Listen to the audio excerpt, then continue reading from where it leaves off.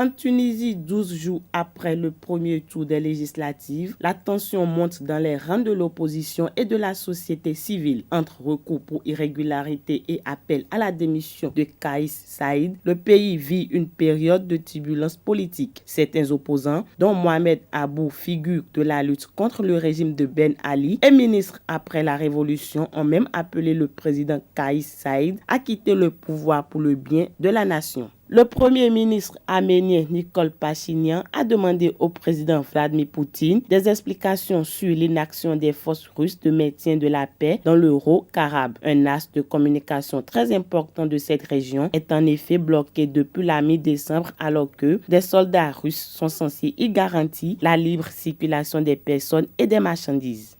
Les relations entre Madrid et Caracas font mieux après avoir retiré son ambassadeur en novembre 2020 en protestation contre le régime politique. L'Espagne a nommé un nouvel ambassadeur à Caracas. Il s'agit de Ramon Santos, qui fut notamment en poste auparavant en Bolivie. Dans ce nouveau contexte, l'Espagne espère que les choses changent à Caracas et que les prochaines élections de 2024 soient pleinement démocratiques. Au Japon, un quatrième ministre au cœur de scandales politico-financiers est contraint à la démission en 3 mois. Un limogeage qui affaiblit le gouvernement du Premier ministre Fumio Kishida, de plus en plus impopulaire dans les sondages d'opinion. L'été dernier, l'assassinat de l'ancien Premier ministre Shinzo Abe avait mis à jour les liens entre le Parti conservateur et l'Église de l'unification. Fin octobre, le ministre Daishiro Yamagiwa avait été limogé pour ses relations avec l'Église. Ces révélations expliquent plus que tout l'impopularité du Premier ministre Fumio Kishida et son équipe.